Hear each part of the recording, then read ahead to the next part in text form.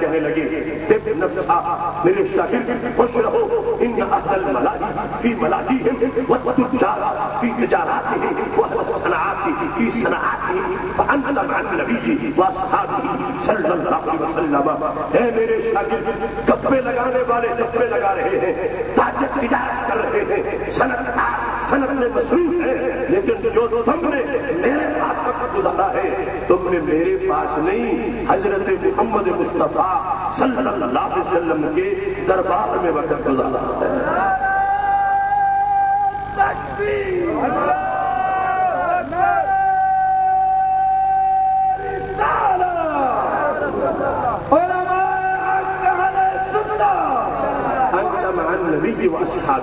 تم تو رسول اللہ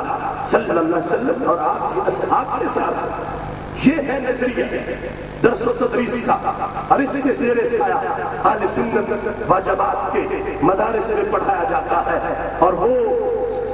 محور جہاں سے علم ملتا ہے اس نسبت کو ساتھ ساتھ اجاگر کیا جاتا ہے، جس کی وجہ سے امت کو سعادت ملی ہے، اسی نسبت پر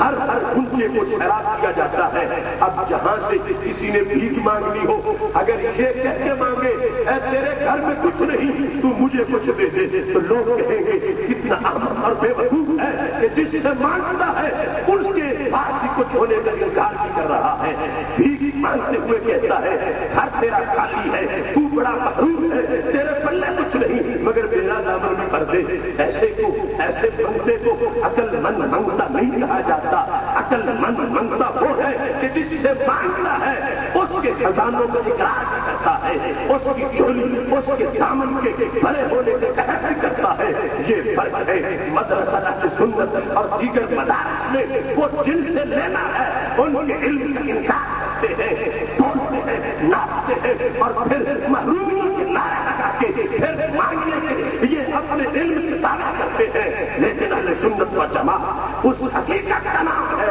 کہ جہاں علم بچتا ہے اس مرکز علم، اس بارگاہ علم کی عظمت کو سلام بھی کرتے ہیں، اور پھر نعرہ بھی لگاتے ہیں چمک تجھ سے پاتے ہیں سب پانے والے، میرا دل بھی چمکا دے چمکانے والے۔ اس واسطے یہاں علم کا اپنا انداز دوسرے لوگوں کو میسر نہیں ہے، دوسرے لوگ وہ بات کر نہیں سکتے۔ نفرتوں کی کتاب پڑھ کے محبتوں کا نصاب لکھنا بڑا کٹھن ہے، خزاں کے ماتھے پہ داستان گلاب لکھنا، جنہوں نے ہاتھ میں ترازو پکڑے ہوئے ہو علوم نبوت کو تولنے کے لیے، جنہوں نے ہر وقت علوم نبوت کے خلاف تنقید کا شعبہ سنبھالا ہوا ہو، انما اللہ عطی وانا قاسم کی شان والے جو محبوب ہیں وہ قاسم علوم جو ہے ان کو جو انکار علم کا کرتا ہے اسے علم کیسے ملے گا؟ مبارک ہو حق پرستو تمہیں، تم اس تحریف کی عظمتوں کو سلام بھی کرتے ہو اور ان کی محبت کے سارے کام بھی کرتے ہو۔ نعرہ تکبیر، نعرہ رسالت، علماء حق اہل سنت۔ اس سلسلہ میں صرف وہ حدیث شریف اگر کوئی سمجھ لے تو ساری الجھنیں ختم ہو سکتی ہیں۔ مثل ما بعثني الله به من الهدى والعلم كمثل الغيث الكثير اصاب ارضا فكانت منها طائفة طيبة۔ ہمارے آقا صلی اللہ علیہ وسلم کا یہ فرمان صحاح میں موجود ہے، فرمایا مجھے میرے رب نے علم دے کے بھیجا ہے اور جو ہدایت دے کے بھیجی ہے اس کی صورتحال کیا ہے؟ کیا وہ قطرہ ہے؟ وہ تھوڑا ہے؟ فرمایا نہیں لوگوں، میرا علم جو ہے وہ بارش ہے، بارش میں خود ہی ایک کثرت ہوتی ہے، کہا جاتا ہے یہ قطرہ نہیں یہ تو بارش ہے۔ اب بارش میں پھر آگے کی قسمیں ہیں، ایک وہ بارش ہے جو برستی ہے تو بوندا باندی ہوتی ہے مگر زمین پھر بھی پیاسی رہ جاتی ہے، اور دوسری وہ بارش ہے جو برستی ہے تو موسلادھار برستی ہے۔ تو ماہ مدینہ تو ابر کرم ہو تو کون سا ابر کرم ہو؟ مثل ما بعثني الله به من الهدى والعلم كمثل الغيث الكثير۔ میں بارش بھی ہوں اور موسلادھار برسنے والی بارش ہوں، میں وہ بارش نہیں ہوں کہ جس سے پھر بھی پیاس آتی رہ جائے اور زمین بھی خشک رہ جائے۔ اب جو موسلادھار برسے پھر اس کی کئی قسمیں ہیں، کراچی میں ہو جائے، اندرون سندھ محروم رہ جائے، پنجاب میں ہر طرف پانی ہی پانی ہو، سندھ جو ہے وہ خشک رہ جائے، یا پاکستان میں تو ہو جائے اور بنگلہ دیش محروم رہ جائے، میرے محبوب علیہ السلام فرماتے ہیں جو میرے علم کی بارش، جو میری ہدایت کا اپنے کرم ہے، جو میرے علوم کی بارش ہے، وہ کون سی ہے؟ اور میں موسلادھار برسنے والا اپنے کرم ہوں، اصابت کرتا وہ ایسی بارش کہ جس نے روئے زمین کا ایک چپا بھی کچھ نہیں رہنے دیا۔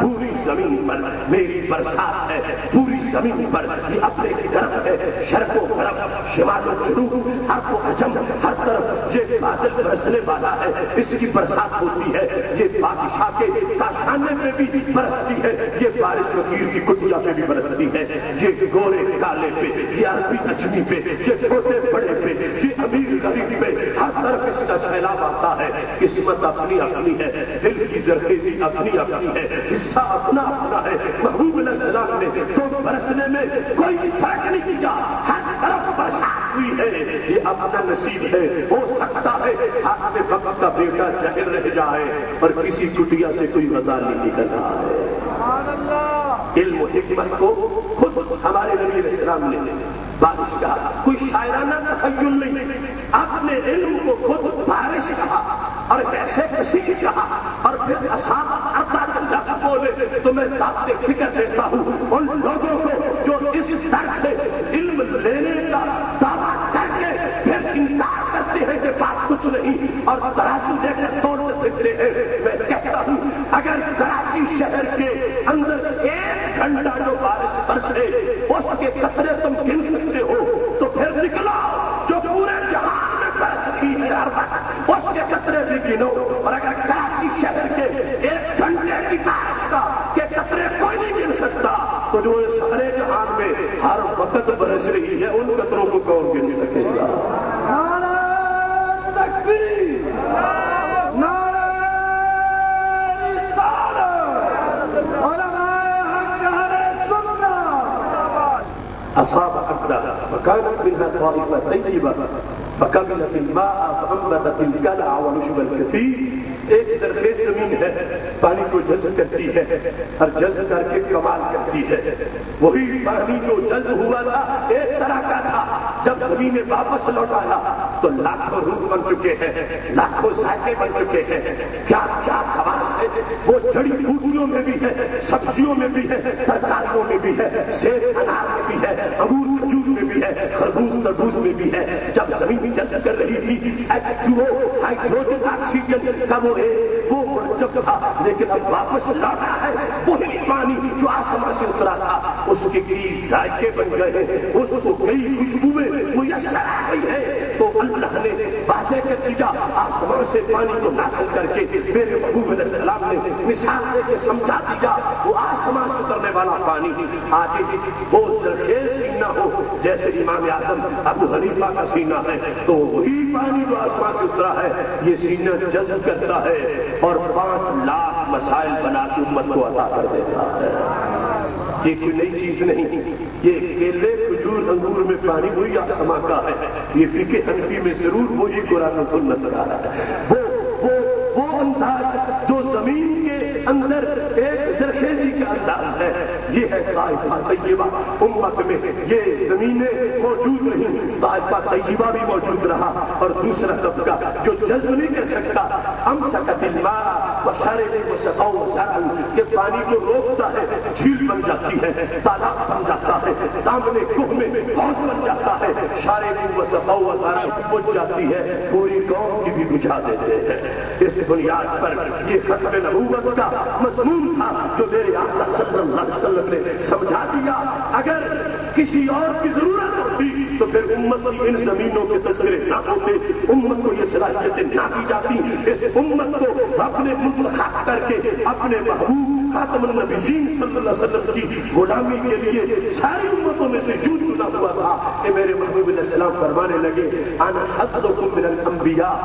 میں نبیوں میں تمہارا حصہ ہوں اور تم امتوں میں سے میرا حصہ ہو۔ اللہ سے رب نے تمہارا انتخاب کر رکھا تھا۔ خالق کائنات جل جلالہ نے اس امت کو یہ شان بخشی کہ ہمارے آقا صلی اللہ علیہ وسلم نے جو پیغام دیا ہے امت نے اسے سیکھا ہے، سمجھا ہے، اور حفاظت کے ساتھ آج بھی اصلی شکل میں نئی نسلوں تک اس قسمت کو، اس ورثے کو اور اس سوغات کو آگے پہنچایا جا رہا ہے۔ اس سلسلہ میں علمی اور ایمانی لحاظ یہ ختم نبوت کی عقیدے کی خیرات اور کوئی بانٹ نہیں سکتا، یہ کوئی محض ادعا نہیں ہے، اپنی طرف سے اپنے کعبہ کی قسم ہے، پورے قرآن مجید اور سنت مطہرہ کا جو پیغام ہے اس سے یہ پتہ چلتا ہے کہ ختم نبوت کا عقیدہ اہل سنت ہی بیان کر سکتے ہیں، دوسروں کو تو اس کا مطلب ہی سمجھ نہیں آ سکتا۔ اب خاتم النبیین کا مطلب کیا ہے کہ محبوب علیہ الصلوۃ والسلام آخری نبی ہے، دنیا سے اگرچہ تشریف لے گئے ہیں مگر کوئی